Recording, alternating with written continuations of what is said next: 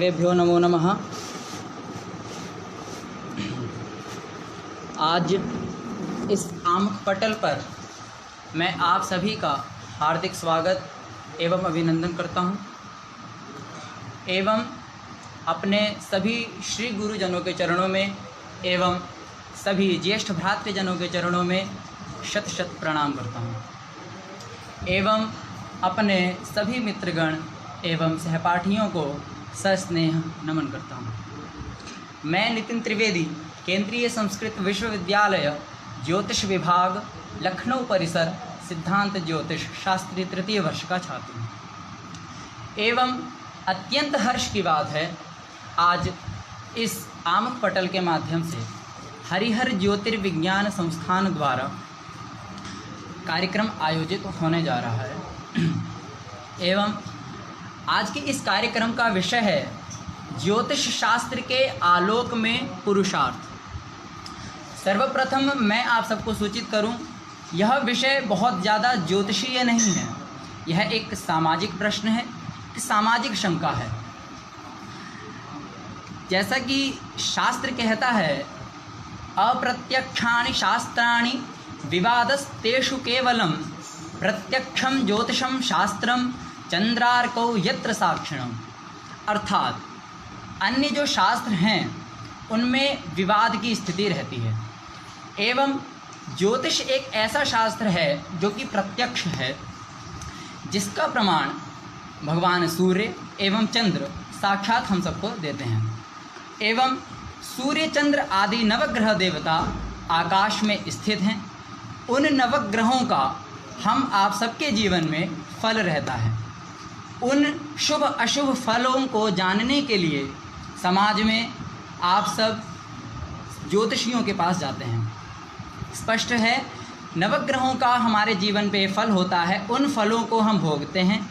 उन फलों के भोग को जानने के लिए हम ज्योतिषियों के पास जाते हैं। यह एक स्थिति है, लेकिन कहीं ना कहीं मन में होता है, जैसा कि तुलसीदास जी ने भी कहा है कि कर्म प्रधान विश्व रचि राखा एवं कर्म प्रधान विश्व रचि राखा। और दर्शन आदि शास्त्रों में भी बताया गया है कि हमारे जो प्रारब्ध कर्म होते हैं उन कर्मों का हम अपने जीवन में भोग करते हैं। हमारे जो प्रारब्ध शुभ अशुभ कर्म होते हैं वो उन्हीं का शुभ अशुभ फल हम अपने जीवन में भोगते हैं।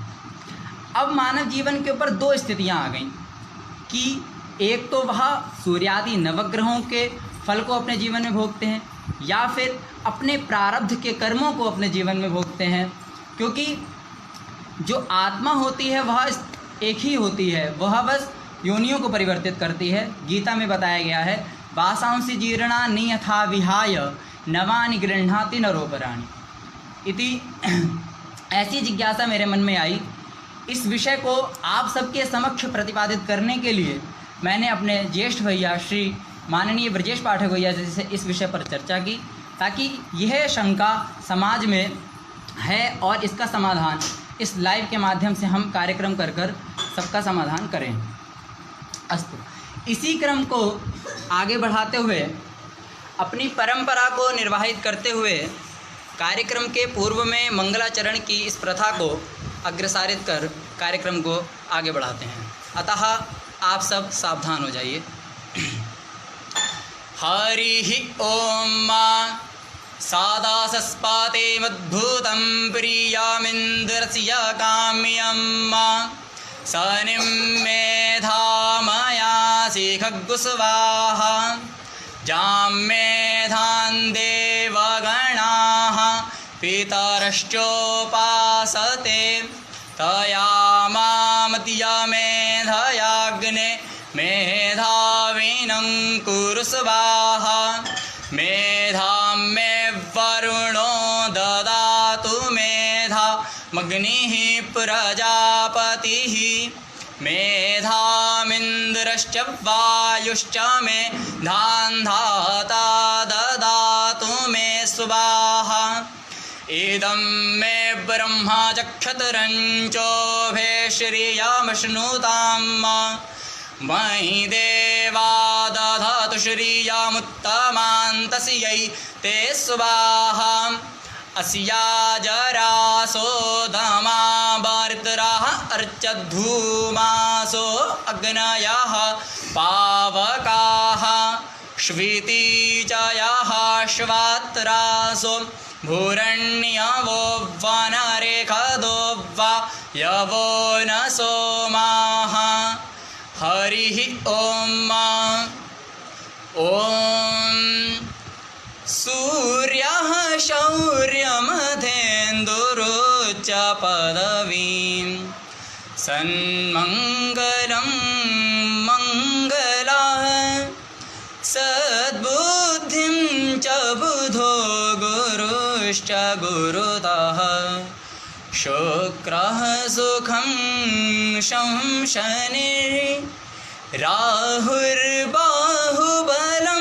करोतु सततं केतुं कुलस्योन्नतिं नित्यं प्रीतिकरा भवन्तु मम ते सर्वेऽनुकूलाः ग्रहाः। हरिः ओम्। तदनंतर इस कार्यक्रम के विषय को प्रतिपादित करने के लिए श्री गुरु जी का परिचय देने के लिए यूँ तो सारे स्वर व्यंजन की सीमा मुझे कम लगती है, अतः वाराणसी संपूर्णानंद संस्कृत विश्वविद्यालय ज्योतिष विभागाध्यक्ष के पद को सुशोभित करते हुए गुरुजी निरंतर एक आदर्श मानव, आदर्श ज्योतिषी मूल्यों को स्थापित कर रहे हैं। अतः आज इस कार्यक्रम के विषय को प्रतिपादित करने के लिए मैं गुरुजी का इस आमुख पटल के माध्यम से हार्दिक स्वागत एवं अभिनंदन करता हूँ। सर्वेभ्यो नमो नमः। मूकं करोति वाचालं पंगुं लंघयते गिरिं यत्कृपातमहं वन्दे परमानंद माधवम्। सानंदमानंद वने वसंतम आनंद कंदम हृतपापवृंदम वाराणसीनाथमनाथनाथम श्री विश्वनाथम शरणं प्रपद्ये।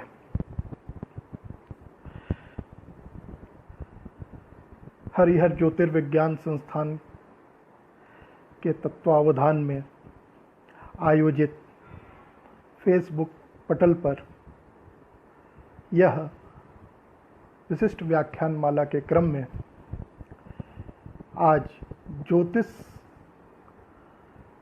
शास्त्र के आलोक में पुरुषार्थ विषय पर मैं अपने विचार व्यक्त करने के लिए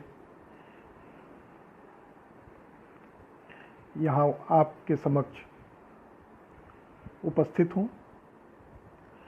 वस्तुतः इस कोरोना महामारी के संकट के समय में जब सारी दुनिया इस महामारी से पीड़ित है और बहुत सारे लोग संसार में अपने काम धंधे से अलग होकर के बहुत ही विपरीत परिस्थितियों में जीवन यापन कर रहे हैं, तो आज के इस समय में यह प्रश्न कि कर्म या पुरुषार्थ और भाग्य, इन सब का आपस में क्या संबंध है, ज्योतिष शास्त्र इसको कैसे व्याख्यायित करेगा, इस विषय पे आज विचार रखना है। आज से लगभग 3 दिन पूर्व ही मेरे विद्यार्थी,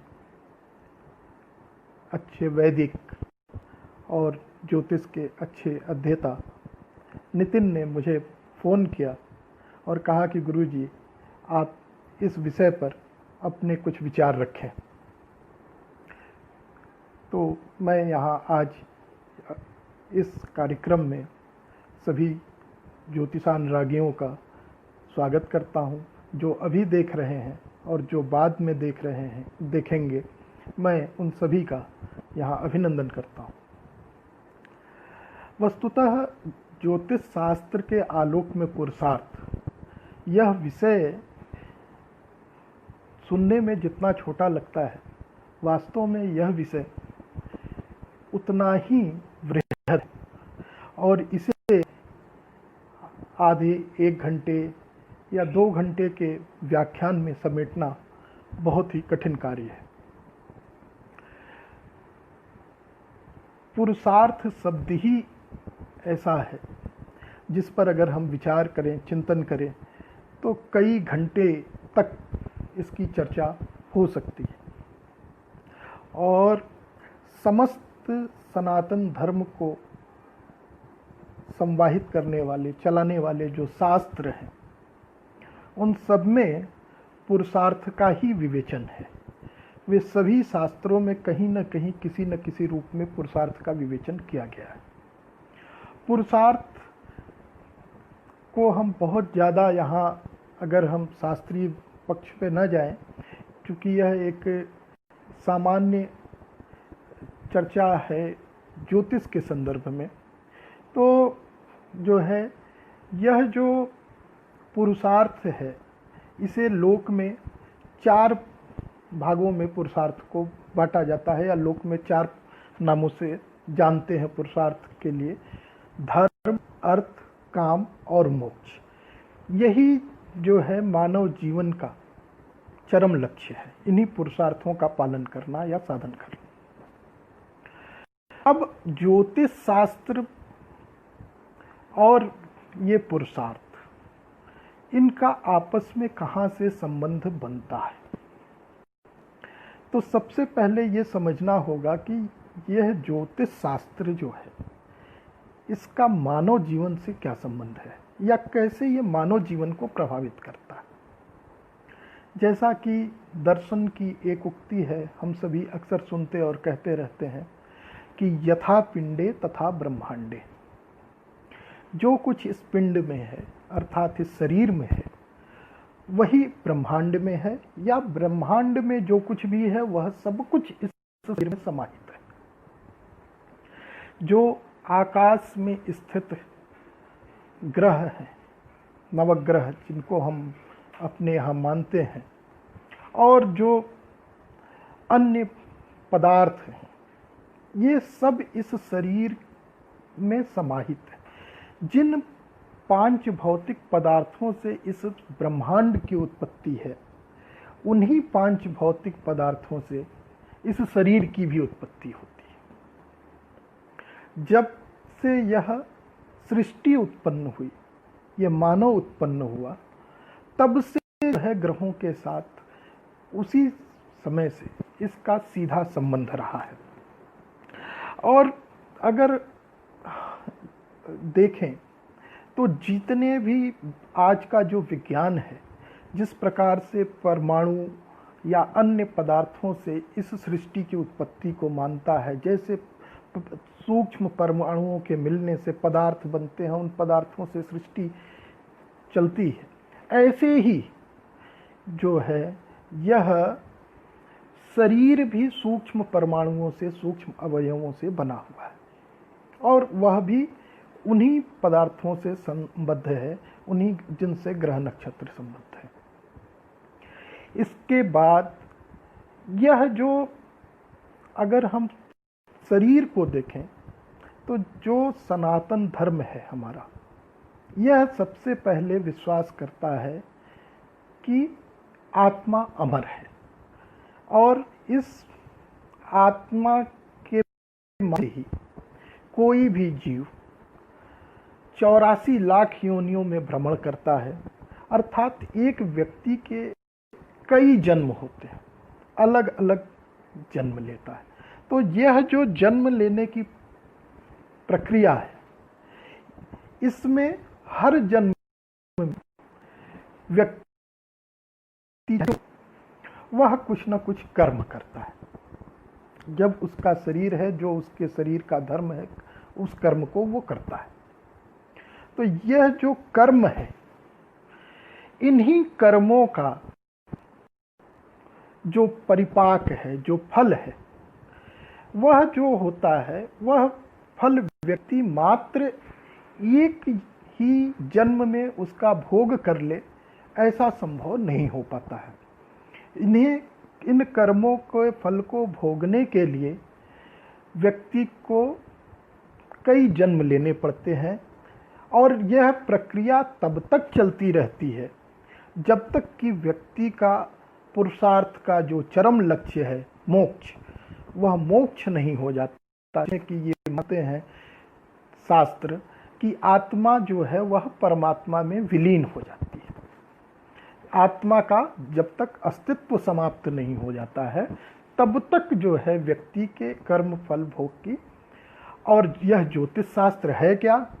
अगर वराह मिहिर के शब्दों में कहें तो इन्हीं कर्मों का जो फल का परिपाक है उसको यह बताता है। अपने ग्रंथ लघु जातक में वह कहते हैं, यदुपचित अन्य जन्मनि शुभाशुभम कर्मणः पक्तिम व्यंजति शास्त्र में तमसि द्रव्याणि दीप इव।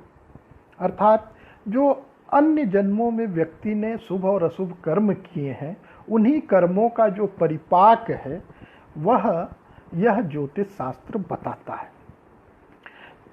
इस पर हम बाद में चर्चा करें।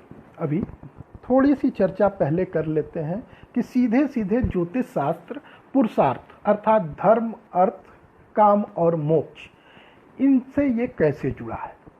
जैसे उक्ति है धर्मो रक्षति, धर्म है जो धर्म की रक्षा करता है, धर्म उसकी भी रक्षा करता है।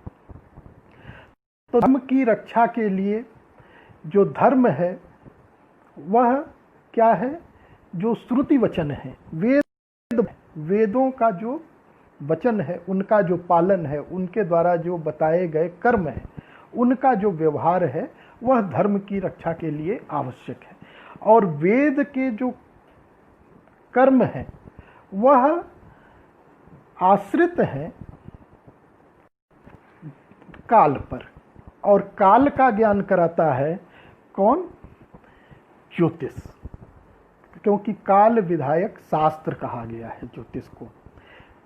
इसीलिए जो है वेदांग ज्योतिष में कहा गया कि वेदा ही यार्थमभिप्रवृत्ता कालानुपूर्वा विहिताश्च यज्ञाः तस्मादिदं काल विधान शास्त्रम यो ज्योतिषम वेद स वेद यज्ञान।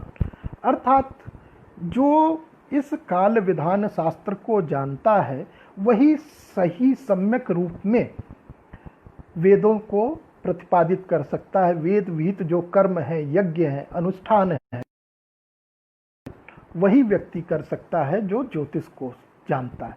ज्योतिष जो है धर्म के लिए, धर्म के अंतर्गत जो हमारे व्रत, पर्व इत्यादि कर्म है, यह सब कुछ जो है इसी ज्योतिष शास्त्र से, या जो संपूर्ण धर्मशास्त्र हम जिसको कहते हैं, वह भी ज्योतिष ना उस धर्मशास्त्र का सम्यक रूप से ज्ञान, या जैसे एकादशी व्रत कब करेंगे, तिथियों का जब तक ज्ञान नहीं होगा वह नहीं हो सकता। इसी प्रकार से अन्य जो भी धार्मिक, जितने भी धार्मिक कृत्य हैं, सभी के लिए कोई न कोई काल निर्धारित किया गया है, जिसको कि हम अपने सामान्य भाषा में मुहूर्त भी कहते हैं, कि जो है हर कार्य के लिए एक मुहूर्त निर्धारित है। तो वह जो जितनी भी धार्मिक क्रियाकलाप हैं वह मुहूर्त के अंतर्गत काल से बाधित हैं। अतः उनका जो ज्ञान, उस काल का ज्ञान कराने वाला जो शास्त्र है वह ज्योतिष शास्त्र है। तो धर्म के सम्यक परिपालन के लिए ज्योतिष पग पग पर उसका प्रयोग जरूरी है। इसलिए धर्म जो है बिना ज्योतिष के चलना संभव नहीं है। फिर दूसरा पक्ष आता है अर्थ। अर्थ का तात्पर्य है धन, और धन की प्राप्ति के लिए व्यक्ति को कर्म करने पड़ते हैं। तो यह जो कर्म है, यह कौन सा कर्म किस काल में होगा, जिसके करने से उसमें सिद्धि मिलेगी, सफलता मिलेगी, यह बताने वाला ज्योतिष शास्त्र है। अगर बिना किसी काल के, बिना किसी जो है क्षेत्र के ज्ञान के अगर कर्म को किया जाए तो वह कर्म जो है फलीभूत नहीं होता है, उस कर्म का पूर्ण लाभ नहीं मिलता है। जैसे आजकल आप देखते हैं व्यापार करते हैं, तो व्यापार करने के लिए जब व्यापार प्रारंभ करना है तो उसके लिए मुहूर्त निर्धारित है, और कौन सा व्यापार करना है, किस प्रकार का कर्म है, उन सभी कार्यों के लिए अलग अलग मुहूर्त निर्धारित किए गए। और यह जो मुहूर्त है, यह मुहूर्त केवल तिथिवार, योग, करण और नक्षत्र पर ही है ऐसा नहीं है। इनके साथ साथ यह भी देखना पड़ता है कि प्रत्येक जातक के लिए उसकी जो ग्रह परिस्थिति है, जो ग्रह स्थिति है, वह किस प्रकार से उसको सहयोग करेगी या नहीं करेगी, किसी कार्य में कोई व्यक्ति सफल होगा कि नहीं, ये सम्यक ज्ञान कराने वाला जो है ज्योतिष शास्त्र। यह जो अर्थ का विषय है, यह पूर्णतया ज्योतिष पर आधारित है। ज्योतिष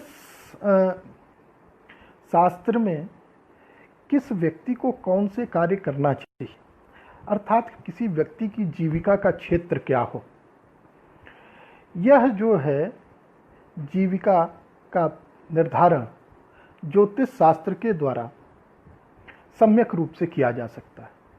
और व्यक्ति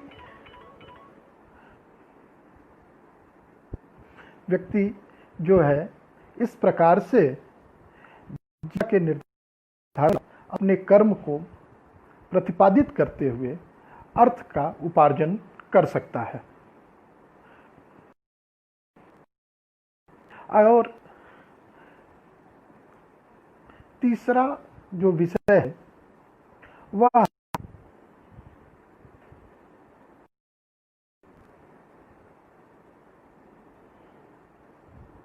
हेलो, हाँ आगे चल दो।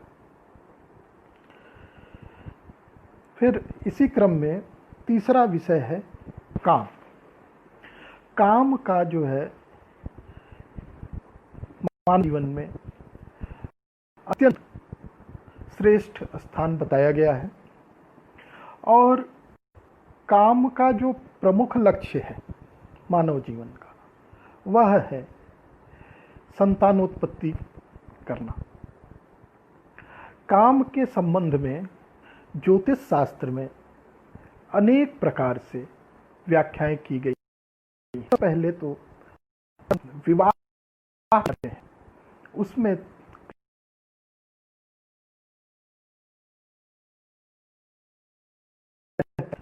वो तीनों वर्गों को प्रदान करने वाली होती। कौन से ये तीन वर्ग क्या हैं? तो कहा धर्म, अर्थ और काम। इन तीनों के लिए जो सहयोगी है वह पत्नी, और वह कैसे उसमें ज्योतिष का प्रयोग है? तो कहा भार्या त्रिवर्ग करणम शुभशील युक्ता शीलम शुभम भवति लग्न वसेन तस्याह। तो कहा कि लग्न से उसका जो शील है, स्वभाव है, वह जो है उसके लग्न के वशीभूत, या विवाह के काल के भी लग्न के वशीभूत, ऐसा कुछ आचार्य मानते हैं। तो ज्योतिष के माध्यम से एक स्त्री पुरुष के वैवाहिक जीवन के विषय में कि वह सम्यक रूप से गृहस्थ धर्म का पालन कर सकेंगे कि नहीं, उनके बीच संबंध होने पर संतान की प्राप्ति ही नहीं, उनका पारिवारिक जीवन ठीक से चलेगा कि नहीं, इसको विभिन्न प्रकार से ज्योतिष के माध्यम से इसमें विचार किया जाता है। तो यह जो विषय है काम का, इसके बाद चाहे वह गर्भाधान की प्रक्रिया हेतु गर्भाधान मुहूर्त हो, या जातक के जन्म के बाद जातकर्म इत्यादि मुहूर्त और जो क्रियाएं हैं, जो धर्मशास्त्र का भी विषय है, यह सब ज्योतिष शास्त्र के आलोक में ज्योतिष शास्त्र द्वारा निर्धारित काल के अनुसार ही संपन्न होते हैं। ऐसा करने पर ही जो है मानव जीवन के जो सुख की प्राप्ति है वो संभव है। आज के युग में आप देख रहे हैं कि जो समाज में एक प्रकार की जो व्यभिचार की जैसे परंपरा चल पड़ी है, लोग विवाह में विचार नहीं कर रहे हैं, और उसका परिणाम है कि जो गर्भाधान इत्यादि की क्रियाएं बिना मुख्य संपन्न हो रही हैं, जिनमें किसी भी शास्त्रीय पक्ष का विचार नहीं हो रहा, उससे जो संतानें उत्पन्न हो रही हैं वह समाज के लिए किस प्रकार से घातक है, परिवार के लिए, कुल के लिए, यह सब प्रत्यक्ष है। इसको आप अपने आस पड़ोस में देख सकते हैं।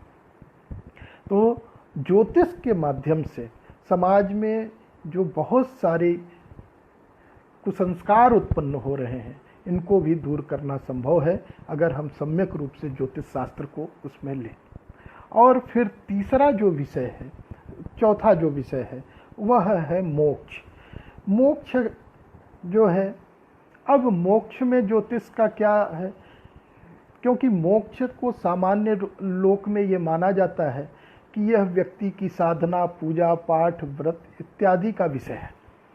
जब व्यक्ति सम्यक रूप से अपने जीवन का निर्वाह करता है, धार्मिक क्रियाओं को संपन्न करता है, और तभी उसे मोक्ष की प्राप्ति होती है। लेकिन यह मोक्ष किसे प्राप्त होगा और किसे नहीं प्राप्त होगा, इसका भी विचार जो है ज्योतिष शास्त्र बड़े ही सम्यक रूप से करता है। इस विषय पे अगर आप जब विचार करेंगे तो देखेंगे कि सूर्य सिद्धांत में ही कहा गया है कि ज्योतिष चक्रे तु लोकस्य सर्वस्योक्तम शुभाशुभम ज्योतिर्ज्ञानम तु यो वेद स याति परमाम गतिम। अर्थात जो ज्योतिष शास्त्र को भली प्रकार से जो जानता है वह परम गति को प्राप्त कर लेता है। वस्तुतः यह शास्त्र प्रशंसा में कहा गया है, लेकिन इसका एक दूसरा पक्ष यह भी है कि जो व्यक्ति सम्यक रूप से ज्योतिष शास्त्र को जानेगा, वह उसके अनुसार अपने जीवन में समस्त जो धर्मार्थ काम मोक्ष की प्रक्रिया, धर्मार्थ काम की प्रक्रिया है, जब उसको वो संपादित करेगा तो निश्चय ही जो है उसका मोक्ष हो जाएगा। और इसी प्रकार से दूसरा भी गर्ग ऋषि का वचन भी प्राप्त होता है कि न संवत्सर पाठी च नरके परिपच्यते ब्रह्मलोक प्रतिष्ठाम च लभते दैव चिंतक। अर्थात जो ये दैव चिंतक है वह भी, अर्थात जो ज्योतिषी है वह भी जो है ब्रह्मलोक में प्रतिष्ठा प्राप्त करता है, अर्थात मोक्ष प्राप्त हो जाता है। इसी प्रकार से अन्य, अब यह तो ज्योतिषी की बात हुई, लेकिन सामान्य रूप से क्या ज्योतिष के द्वारा यह ज्ञान संभव है कि किसका मोक्ष होगा और किसका मोक्ष नहीं होगा? तो इस चीज को ग्रहों के आधार पर आचार्यों ने बताया है कि क्या ग्रह स्थिति हो व्यक्ति के जन्म कुंडली में, जिसके आधार पर यह ज्ञात हो सके कि व्यक्ति का मोक्ष होगा कि नहीं। तो किस चीज से हम विचार करें ज्योतिष में? तो वराहमिहिर कहते हैं कि गतिरपि रिपुरंध्र त्रयांशो अस्तास्थितो वा, अर्थात लग्न से षष्ठ सप्तम अष्टम स्थान में जो ग्रह बलवान हो उसका जो लोक है, व्यक्ति अपनी मृत्यु के बाद उसी लोक में जाता है। और जो मोक्ष के विचार के लिए कारक है 12 भाव कर्क धनु मीन राशि और बृहस्पति ग्रह को जो है, और कारकांश कुंडली के माध्यम से जो है कि मोक्ष का विचार होता है। इस विषय में बृहद जातक में वराहमिहिर ने कहा, गुरुस्थ रिपुकेन्द्र छिद्रगः सोच्च संस्थः उदयति भवने अन्ते सौम्य भागे च मोक्षो भवति यदि बलेन प्रज्यतास्तत्र शेषाः। अर्थात बृहस्पति यदि लग्न से प्रथम, चतुर्थ, सप्तम, दसम, अष्टम या षष्ठ भाव में हो तथा अन्य समस्त ग्रह निर्बल अवस्था में हो तो जातक को मोक्ष प्राप्त हो जाता है।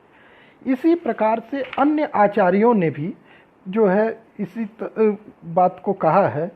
और पराशर ने कारकांश कुंडली के द्वारा कहा कि मीने च कारकांसे वै सायुज्य भुक्ति भाग भवेत। अर्थात यदि जो आत्मकारक ग्रह है वह मीनांश में हो तो व्यक्ति को साक्षात मोक्ष हो जाता है।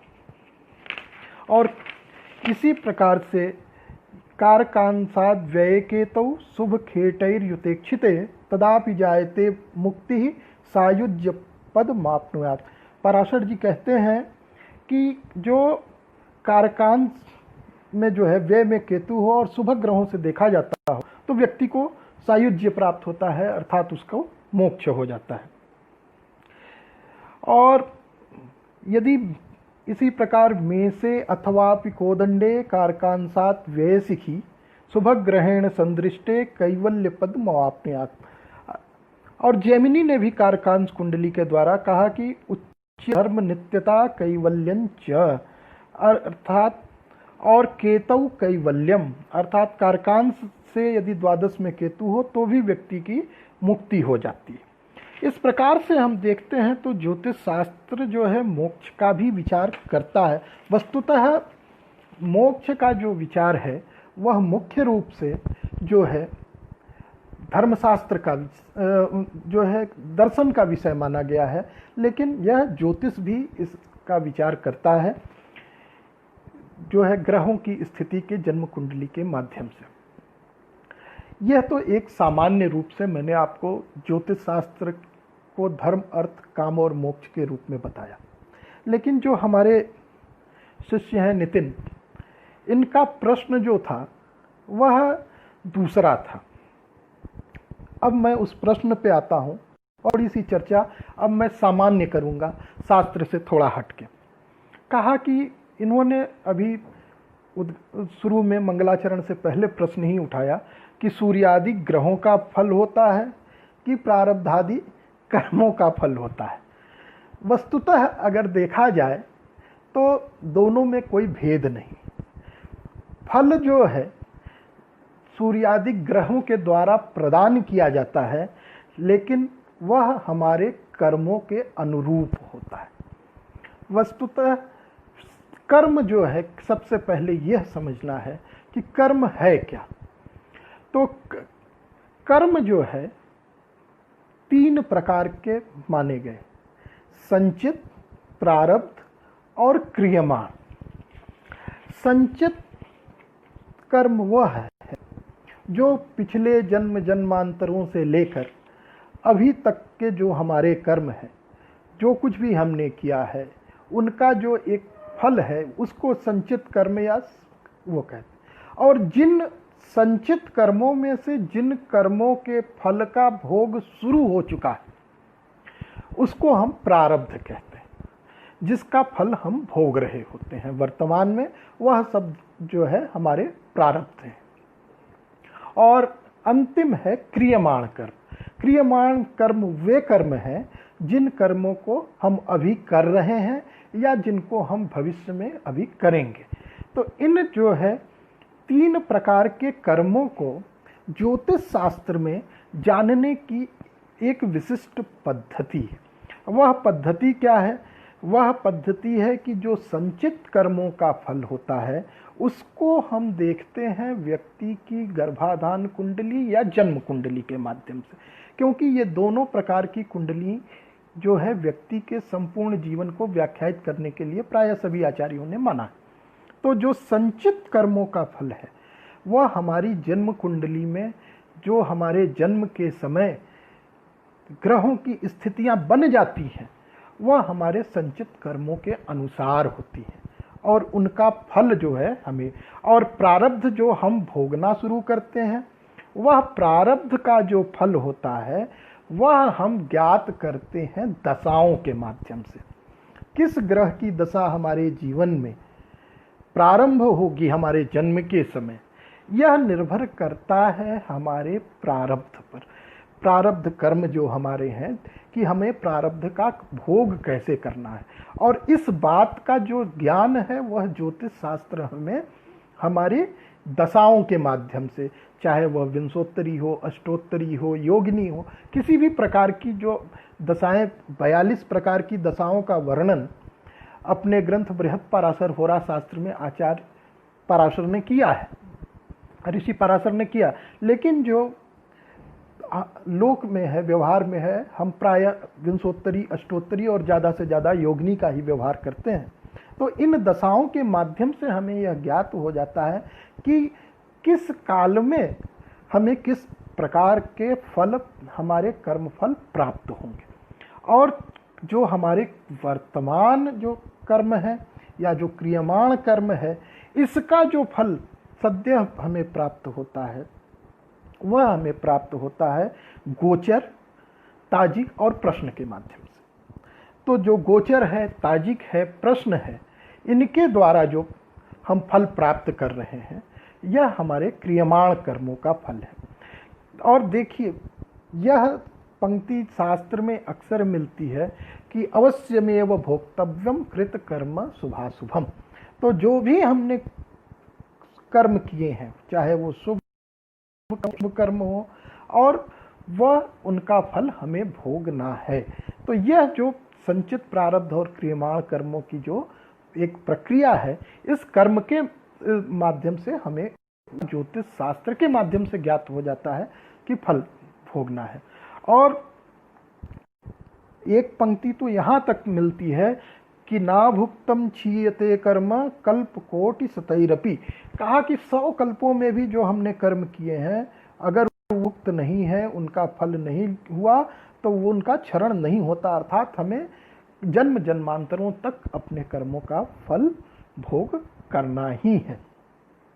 अब जो दूसरा प्रश्न है कि अगर ऐसे ही है तो यह जो ज्योतिष शास्त्र है ये हमें भाग्यवादी भी बना सकता है कि जब यही फल होने हैं, यही चीज़ें होनी है, तो कर्म का जो है करने से मतलब आगे हम कर्म क्यों करें, जो फल होना है उसको हम वहीं छोड़ दें। लेकिन ऐसा नहीं है। ज्योतिष शास्त्र जो है बिल्कुल व्यक्ति को भाग्यवादी नहीं बनाता है, बल्कि कर्म करने की प्रेरणा देने वाला शास्त्र है। क्यों ऐसा है? क्योंकि यह जो ग्रह फल है, इसमें कहा गया है कि ग्रहचारेण फलम सूचयन्ति, अर्थात ये जो ग्रह हैं अपने चार के माध्यम से फल की सूचना देते हैं। अर्थात जो ज्योतिष है इसके माध्यम से हम केवल क्या है, आगे आने वाले समय में कैसी हमारी दशा अंतर्दशा आ रही है, इसके माध्यम से हमें किस प्रकार के फल भोगने हैं, इन चीज़ों को हम देख सकते हैं। तो इसको जो है हम अपने वर्तमान जो हमारे कर्म हैं इनके माध्यम से इन फलों में हम परिवर्तन करने का सामर्थ्य रखते हैं। यही व्यक्ति का पुरुषार्थ है, जिसके माध्यम से वह ज्योतिष के फलों को कम या ज़्यादा कर सकता है। कुछ फल जो कर्म भी जैसे दृढ़ और अदृढ़ भेद से दो प्रकार के हैं। कुछ कर्म ऐसे हैं जिनका फल निश्चित है और कुछ ऐसे हैं जिनको कि हम जिनके फल को अपने दूसरे कर्मों से बदल सकते हैं। तो ऐसे में जब अगर ऐसा नहीं होता, अगर ग्रहों का फल नियत हो और उनमें परिवर्तन संभव न हो, तो जो ये मंत्र मणि औषधि की जो व्यवस्था है, जो शास्त्र में ही, ज्योतिष शास्त्र में ही बताई गई है, यह पूरी तरह से निष्फल हो जाएगी। क्योंकि जब हम किसी व्यक्ति की कुंडली देखते हैं, उसमें आने वाले अरिष्ट को देखते हैं, तो उस अरिष्ट की शांति के उपाय के स्वरूप हम जो है अनुष्ठान, यज्ञ, मंत्र जप और रत्न धारण इत्यादि अन्य प्रक्रियाएं करते हैं, और जिससे कि उनके फल में परिवर्तन होता हुआ हमें प्रत्यक्ष दिखाई देता है। तो इन चीज़ों को अगर हम नहीं मानेंगे तो ज्योतिष शास्त्र का ये जो उपचार पक्ष है यह पूरी तरह से निष्फल हो जाएगा। तो ऐसे में यह जो ज्योतिष शास्त्र है यह पूरी तरह से व्यक्ति को कर्म करने के लिए प्रेरित करता है, भाग्य पर आधारित नहीं करता है। व्यक्ति अपने पुरुषार्थ के माध्यम से, अपने कर्मों के द्वारा, अपने आने वाले, जैसे एक सामान्य सा उदाहरण हम लें, आजकल जैसे वर्षा ऋतु चल रही है, तो इस वर्षा ऋतु में अगर हमको किसी कार्यवश घर से बाहर जाना है, तो अगर हम सामान्य रूप से बिना कोई जो है सुरक्षा के बाहर निकलेंगे और वर्षा होगी, तो निश्चित रूप से हम उस वर्षा में जाने पर भीग जाएंगे और हमें स्वास्थ्य पर हमारे असर हो सकता है। लेकिन अगर हम अपने घर से निकलते समय ही रेनकोट पहन लें, या हम एक किसी बंद गाड़ी में घर के अंदर से ही छाता लगा लें, निकल लें, चले जाएं, तो हम इस वर्षा के प्रभाव से पूरी तरह से बच सकते हैं। लेकिन अगर वर्षा इतनी प्रभावी हो, इतनी तेज हो कि हम जहाँ जा रहे हैं बाहर रोड पे जैसे पानी भर गया, अब उसमें आपकी गाड़ी फंस गई या वो हो गई, तो निश्चित रूप से आप उस वर्षा से प्रभावित होंगे, आपको गाड़ी से बाहर निकलना पड़ेगा, आप वर्षा में भीग जाएंगे। या जो आपके उपाय जैसे छाता है, रेनकोट इत्यादि है, वो सामान्य वर्षा में तो आपको बचा सकते हैं, लेकिन अगर तूफानी वर्षा हो रही हो तो छाता उड़ जाएगा, रेनकोट फट जाएगा। या इतनी वर्षा हो जाए कि बाढ़ आ जाए जिसमें कि आप अपने घर में भी रहकर उस वर्षा से सुरक्षित न रह सकें। बहुत सारी इस क्षेत्रों में आप देख रहे हैं कि लोगों के एक एक दो दो मंजिल घर डूब जाते हैं, तो उनके ऊपर सारे सुरक्षा का उपाय होने पर भी वह उस वर्षा से प्रभावित होंगे। लेकिन अगर सामान्य वर्षा है तो उसमें व्यक्ति बच जाएगा। इसी प्रकार से कर्मों का फल है, जिनका अवश्य भोग होना है, जो बहुत आपके समय में खराब है, तो कुछ तो आप अपने उपायों द्वारा उसे बदल सकते हैं, उससे बच सकते हैं, लेकिन पूर्ण रूप से वह कर्मफल समाप्त नहीं होता है। कर्मफल अवश्य होगा। इन्हीं शब्दों को अगर हम देखें तो निश्चित रूप से व्यक्ति के जीवन में जो पुरुषार्थ है वही उसका मार्ग प्रशस्त करने वाला है। व्यक्ति के कर्म ही व्यक्ति का भाग्य बनते हैं। इन्हीं शब्दों के साथ मैं अब अपनी वाणी को विराम देता हूँ। मुझे लगता है कि हमारे जो शिष्य हैं नितिन, उनके प्रश्न का समाधान भी हुआ होगा और आज इस पुरुषार्थ पर एक संक्षिप्त रूप से सार्थक चर्चा संभव हुई और इन्होंने मुझे अपने इस हरिहर ज्योतिर्विज्ञान संस्थान के फेसबुक पटल पे आमंत्रित किया अपने विचार रखने के लिए। मैं इनको धन्यवाद देता हूँ और मैं इनकी सर्वांगीण उन्नति की कामना करते हुए, आशीर्वाद दान करते हुए मैं अब अपनी वाणी को विराम देता हूँ। धन्यवाद।